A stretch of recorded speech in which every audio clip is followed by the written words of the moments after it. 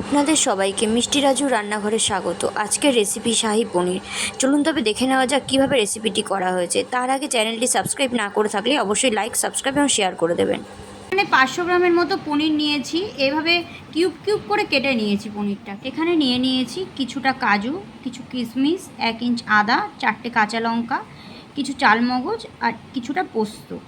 এবার প্রত্যেকটা জিনিস একসাথে পেস্ট করতে হবে। আর নিয়েছি কিছুটা চিনি আর কিছুটা লবণ। এই দুটোই আমাকে পরিমাণ মতো দিতে হবে।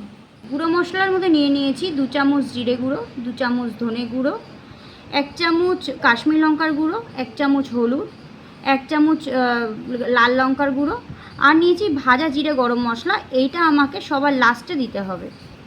এখানে 100 গ্রামের মতো টক দই ফেটিয়ে নিয়েছি। ফোড়নে দিচ্ছি একটা বড় তেজপাতা হাফ করে নিয়েছি, কিছু সাদা জিরে, 2টো শুকনো লঙ্কা আর কিছু গোটা গরম মশলা। রান্নাটা হবে রিফাইন তেলে। কড়াইতে তেল দিয়ে দিয়েছি, তেল গরম হয়ে গেছে। এবার পনিরগুলো দিয়ে ভেজে নেব।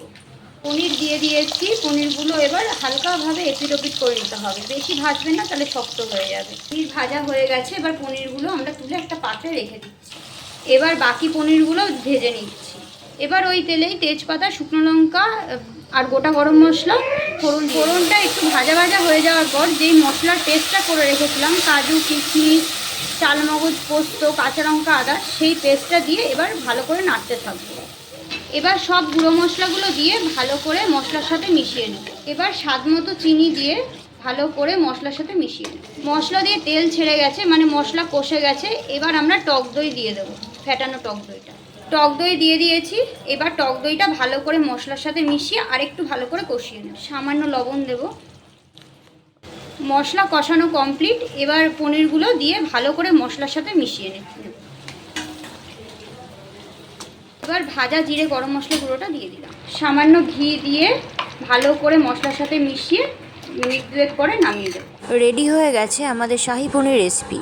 দেখতেও যেমন সুন্দর, খেতেও তেমনি লোভনীয়।